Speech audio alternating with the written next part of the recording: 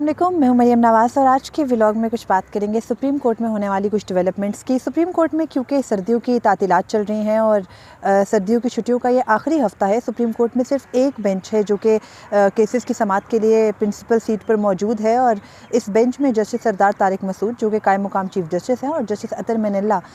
इस वक्त बेंच में मौजूद है। यानी सुप्रीम कोर्ट में कम से कम 2 रुकनी जो बेंच है वो केसेस की समाअत कर रहा है। लेकिन इसके साथ ही सुप्रीम कोर्ट में दरख्वास्तों के आने का सिलसिला भी जारी है और ज़ाहिर है कि जब इंतखाबात 8 फरवरी 2024 को होने हैं और मुल्क में इंतखाबात से कबल एक कंट्रोवर्सीज़ और फेक न्यूज़ और सच्ची ख़बरों और इंतखाबात के लिए कागज़ाती नामज़दगी जमा होने का मामला, फिर इंतखाबात में हिस्सा लेने के लिए जो तमाम तर पार्टीज़ का मौक़िफ़ है और इसके अलावा फेयर इलेक्शंस की जो बातें बार बार हो रही हैं, इन तमाम तर चीज़ों के बीच में जो एक बुनियादी किरदार है वो सुप्रीम कोर्ट का भी है। क्योंकि जब किसी फ़रीक को कहीं दादरसी का कोई और फ़ोरम नहीं मिलता तो वो सुप्रीम कोर्ट की तरफ रुख करता है। और आज भी सुप्रीम कोर्ट में एक दरख्वास्त पाकिस्तान तहरीक-ए-इंसाफ़ ने दायर की। पाकिस्तान तहरीक-ए-इंसाफ़ को गुज़िश्ता हफ़्ते 22 दिसंबर को उस वक्त फ़ौरी तौर पर इंसाफ सुप्रीम कोर्ट से मिला जब उन्होंने लेवल प्लेइंग फ़ील्ड के लिए दरख्वास्तें सुप्रीम कोर्ट में दायर की थी। और उस दरख्वास्त में पाकिस्तान तहरीक-ए-इंसाफ़ का ये मौक़िफ़ था कि बाकी तमाम जमातों की तरह पाकिस्तान तहरीक-ए-इंसाफ़ को भी कागज़ात नामज़दगी जमा कराने का जो मसावी मौका है वो दिया जाए। और उसके अलावा पाकिस्तान तहरीक-ए-इंसाफ़ के जो लीडरान हैं जिनका ये कहना था कि जब वो नॉमिनेशन पेपर्स जमा कराने जाते हैं तो उनके नॉमिनेशन पेपर्स छीन के फाड़ लिए जाते हैं। उसके अलावा उनके नॉमिनेशन पेपर्स अगर वो जमा करा देते हैं तो जो उनके तायद करिंदा हैं या उनके साथ जो तस्दीक के लिए लोग मौजूद होते हैं उनको हरासा किया जा रहा है। तो ये तमाम तर मामलात चल रहे हैं। लेकिन इन तमाम तर मामलात के दरमियान एक अलमिया ये है कि सुप्रीम कोर्ट की छुट्टियां भी चल रही हैं और ज़ाहिर है कि छुट्टियों के दौरान जजेस अपने अपने जो उनके नेटिव एरियाज़ हैं वहाँ पर होते हैं, वहाँ के हाई कोर्ट्स में बैठते हैं। तो सुप्रीम कोर्ट की प्रिंसिपल सीट पे 2 ही जजेस इस वक्त मौजूद हैं। और अब अगले हफ़्ते तक मुमकिना तौर पर जो आज पिटीशंस आई हैं सुप्रीम कोर्ट में वो अगले हफ़्ते में शायद एंटरटेन हो, क्योंकि इस हफ़्ते में उनको मुकर्रर करने का कोई इम्कान नज़र नहीं आता। ठीक है, तो अब सिचुएशन ये है कि आज सुप्रीम कोर्ट में एक दरख्वास्त दायर की गई है पाकिस्तान तहरीक-ए-इंसाफ़ के एक्स चेयरमैन ही कहना चाहिए बैरिस्टर गौहर ख़ान की जानिब से, जो कि शुएब शाहीन ने दायर की है। और उस दरख्वास्त में ये कहा गया है कि सुप्रीम कोर्ट ने 22 दिसंबर को जब सुबह में साइफ़र केस में इमरान ख़ान और शाह महमूद कुरैशी को ज़मानत दी तो उसके फ़ौरी बाद सुप्रीम कोर्ट ने इलेक्शन कमिश्नर और अटॉर्नी जनरल को बुलाया। और जो इलेक्शन के अंदर पाकिस्तान तहरीक-ए-इंसाफ़ का ये मुद्दा है कि उनको लेवल प्लेइंग फ़ील्ड दी जाए और उनके तमाम तर जो नॉमिनीज़ हैं, उनके कैंडिडेट्स हैं, उनको अब जो कागज़ात नामज़दगी हैं वो जमा कराने का मौका दिया जाए। तो इस मुद्दे के ऊपर सुप्रीम कोर्ट ने एक हुक्म दिया। उस हुक्म में सुप्रीम कोर्ट ने ये कहा कि इलेक्शन कमीशन पाकिस्तान तहरीक-ए-इंसाफ़ के तमाम तर जो शिकायत हैं वो सुने और सुनकर उन शिकायत का अज़ाला करे। पाकिस्तान तहरीक-ए-इंसाफ़ ने उसके बाद, क्योंकि 22 दिसंबर थी, 22 दिसंबर से क्योंकि वो आखिरी रोज़ था कागज़ात नामज़दगी जमा कराने का, तो उसके बाद इलेक्शन कमीशन ने इसहाक डार की दरख्वास्त के ऊपर, जो कि मुस्लिम लीग नून से ताल्लुक़ रखते हैं, उनकी दरख्वास्त के ऊपर 2 मज़ीद दिन भी दिए थे कागज़ात नामज़दगी जमा कराने के। तो यानी सैटरडे और संडे 2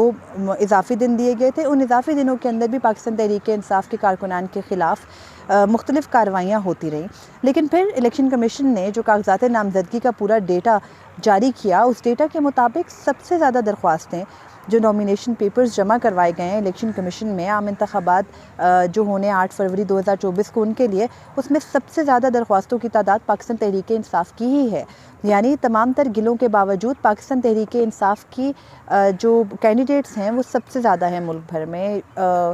इस अमर को सामने रखते हुए कि उनके बहुत से कैंडिडेट्स थे, नॉमिनेशन पेपर्स छीने गए, उनको आरओ ऑफिस रिटर्निंग अफसरान के दफातर में जाते हुए हरासा किया गया, उनके नॉमिनेशन पेपर्स फाड़ दिए गए, किसी को गिरफ़्तार कर लिया गया। कुछ का गिला ये था कि उनके घरों के इर्द गिर्द पुलिस ने जो है वो रेड करने की तैयारी कर रखी थी, घरों से निकलने नहीं दिया जा रहा था। तो ये तमाम तर इल्ज़ामात के बावजूद सबसे ज़्यादा जो नॉमिनेशन पेपर्स जमा करवाए वो पाकिस्तान तहरीक-ए-इंसाफ़ ने करवाए। उसके बाद अब पाकिस्तान तहरीक-ए-इंसाफ़ ने सुप्रीम कोर्ट में इलेक्शन कमीशन के ख़िलाफ़ तौहीन अदालत की दरख्वास्त दायर की है। और ना सिर्फ इलेक्शन कमीशन के ख़िलाफ़ बल्कि तमाम सूबाई चीफ सेक्रेटरीज़ और तमाम सूबाई आईजीज़ के भी ख़िलाफ़, यानी टोटल 10-12 लोगों के ख़िलाफ़ ये तौहीन अदालत की दरख्वास्त है, जिसमें ये कहा गया है कि सुप्रीम कोर्ट ने जब 22 दिसंबर को वाज़े अहकामात जारी कर दिए थे कि पाकिस्तान तहरीक-ए-इंसाफ़ के जो भी गिले हैं, जो भी उनकी ग्रीवेंसेस हैं, उनको इलेक्शन कमीशन सुने, मुतल्लिका हुकाम को जो है वो कहे, जो सूबाई इलेक्शन कमीशंस हैं, सूबाई रिटर्निंग अफसरान हैं, उन तक ये बात पहुंचाई जाए कि जो पाकिस्तान तहरीक इंसाफ है उसको इंतखाबात में जो हिस्सा लेने का मौका है वो भी बाकी तमाम जमातों की तरह मसावी तौर पर दिया जाए। फिर सुप्रीम कोर्ट ने 22 दिसंबर की ही शाम में हुक्मनामा जारी किया था, जिसमें ये कहा था कि क्योंकि इंतखाबात जो मुल्क की जमहूरियत का तसलसल होते हैं, जमहूरियत के लिए बहुत अहम होते हैं, तो इसलिए उसमें तमाम सियासी जमातों को यकसा मौक़ों की फराहमी यकीनी बनानी चाहिए और ये ज़िम्मेदारी इलेक्शन कमीशन की है। सुप्रीम कोर्ट ने वो दरख्वास्त निपटा दी थी, लेकिन उस दरख्वास्त पर अमल दरामद ना होने की बुनियाद पर आज पाकिस्तान तहरीक इंसाफ ने सुप्रीम कोर्ट से दोबारा रुजू किया है और अपनी दरख्वास्त में ये कहा है कि जो सुप्रीम कोर्ट का ऑर्डर था 22 दिसंबर का, उसकी इलेक्शन कमीशन ने तौहीन की है। इलेक्शन कमीशन ने ना सिर्फ पीटीआई की जो उनकी शिकायत थी वो नहीं सुनी, बल्कि उसके अलावा जो उनके मज़ीद जो उनके कैंडिडेट्स थे उनके ख़िलाफ़ मुकदमात बनाए गए, एमपीओ के तहत मुकदमात बनाए गए और एमपीओ के तहत मुकदमात बनाए जाने के साथ साथ उनके जो मुख्तलिफ नॉमिनीज़ थे जो कि अपने कागजात नामजदगी जमा कराने के लिए मुतल्लिका रिटर्निंग अफसरान के दफातर में सुप्रीम कोर्ट का हुक्म आने के बाद भी गए, उनको भी हरासा किया गया, उनको मुख्तलिफ तरीके से उन पर मुकदमात बनाए गए। तो ये तमाम तर प्ली लेकर वो सुप्रीम कोर्ट आए और उन्होंने कहा कि जो इलेक्शन कमीशन है, इलेक्शन कमीशन के सेक्रेटरी हैं उमर हमीद, उनके ख़िलाफ़, इंटीरियर मिनिस्ट्री के ख़िलाफ़, तमाम सूबाई आईजीज़ और चीफ़ सेक्रेटरीज़ के ख़िलाफ़ तौहीन अदालत की कार्रवाई करेगी अदालत, क्योंकि अदालत ने वाज़ेह अहकाम दिए थे कि किसी कैंडिडेट को हरासा ना किया जाए और तमाम सियासी जमातों को यकसा मौके दिए जाएँ। ये चीज़ हो गई एक तरफ। अब पाकिस्तान तहरीक इंसाफ की जो ये प्ली है, ये जो दरख्वास्त है, उसकी किस्मत क्या होगी? क्या वो फ़िक्स होगी इस हफ़्ते के अंदर? क्योंकि जजेस की कमेटी, चले जजेस की कमेटी नहीं भी मौजूद, अगर कायम मुकाम चीफ़ जस्टिस अपना इख्तियार इस्तेमाल करते हुए इसको फ़िक्स कर भी देते हैं तो फिर वो बेंच होगा जस्टिस सरदार तारिक मसूद और जस्टिस अतर मनल्ला का। और मुझे नहीं लगता कि जस्टिस अतर मनल्ला ने जो जुम्मे को नोट लिखा है, उस नोट के बाद उनको बेंच में शामिल करने की गलती दोबारा की जाएगी, और अगर तो की जाती है तो फिर सुप्रीम कोर्ट की तरफ से वाज़ेह अहकाम आएंगे और फिर देखना होगा कि सुप्रीम कोर्ट के अहकाम की ख़िलाफ़ वर्जियाँ करने की जो एक रिवायत चीफ जस्टिस उमर अता बंदयाल के दौर से चल पड़ी है और इलेक्शन कमीशन को आदत हो गई है सुप्रीम कोर्ट के अहकाम को ना मानने की, वो रिवायत क्या टूटेगी? उस पर इलेक्शन कमीशन के ख़िलाफ़ कोई कार्रवाई होगी। और सुप्रीम कोर्ट की तरफ से मुसलसल जो एक गलती है वो ये की जा रही है कि इलेक्शन कमीशन के जो वो जो प्लीज़ लेके आते हैं, यानी वो जो अपनी अपील्स लेके आते हैं, उन पर सुप्रीम कोर्ट फौरी तौर पर अमल दरामद करवाती है, उनको एक्सेप्ट करती है और ये कहती है कि इलेक्शन कमीशन एक आला आईनी इदारा है और उसकी जो इख्तियारात हैं वो लामहदूद हैं और सुप्रीम कोर्ट भी उसको सपोर्ट करती है। लेकिन अगर इलेक्शन कमीशन कोई तौहीन अदालत की कार्रवाई करती है या सुप्रीम कोर्ट के अहकाम पर अमल दरामद नहीं करती, तो फिर इलेक्शन कमीशन के ख़िलाफ़ कोई कार्रवाई नहीं की जाती। और यही वजह है कि सुप्रीम कोर्ट के अहकाम पर अमल दरामद नहीं होता। यानी 14 मई को इंतखाबात कराने का हुक्म दिया, वो नहीं हुए, ओके फ़ाइन, किसी ने कुछ नहीं कहा, ऑर्डर में बहुत लंबे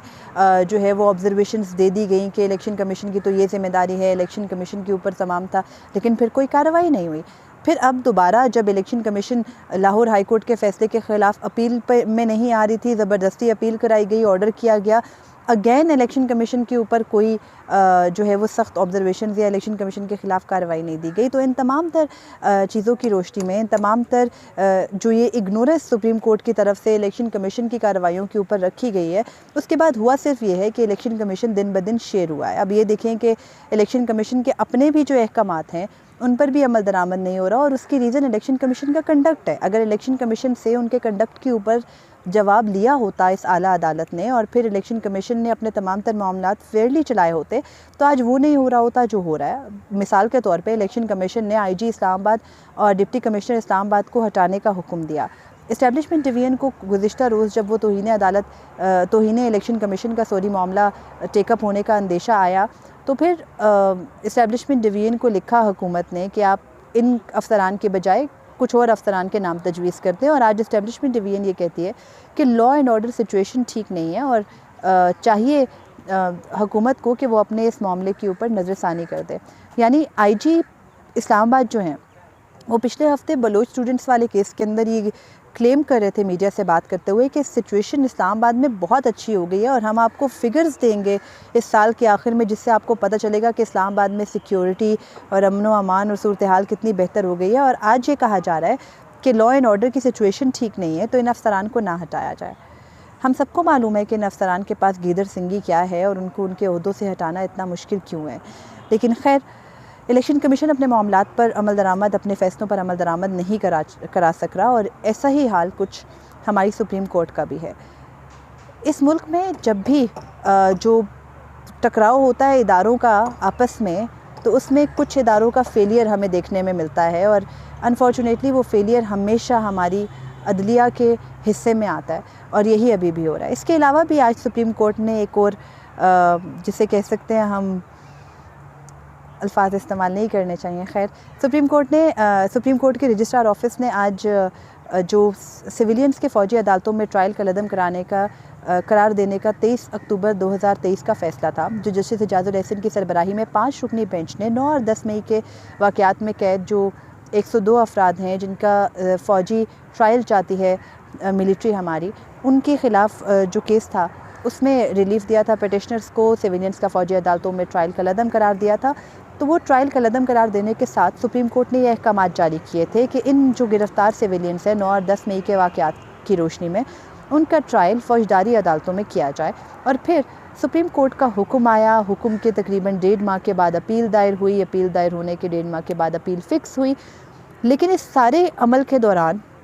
सुप्रीम कोर्ट के हुक्म पर, जो कि 23 अक्टूबर का हुक्म था, अमल दरामद नहीं हुआ, और उस पर अमल दरामद ना होने की वजह से सिविल सोसाइटी की जानिब से वकील फैसल सिद्दीकी ने एक दरख्वास्त डाली थी, तौहीन अदालत की दरख्वास्त, और वो दरख्वास्त डाली गई थी सेक्रेटरी दिफा के ख़िलाफ़। अब सेक्रेटरी दिफा के ख़िलाफ़ जो दरख्वास्त थी उसको सुप्रीम कोर्ट ने इतना अरसा संभाल के रखा। जो फ़ौजी अदालतों के ख़िलाफ़ हुकूमत और सूबाई हुकूमतों की अपीलें आईं उनको फ़िक्स किया। 13 दिसंबर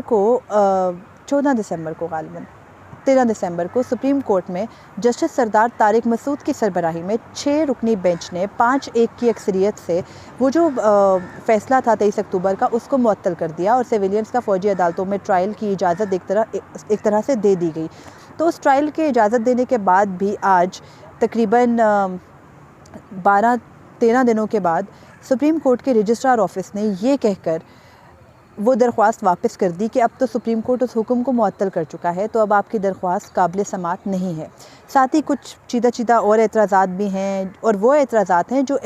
कि दरख्वास्त आते ही फ़ौरी तौर पर आयद हो जाते हैं। यानी जिस तरह ये होता है कि दस्तावेज़ात मुकम्मल नहीं हैं, आपने मुतल्लिका जो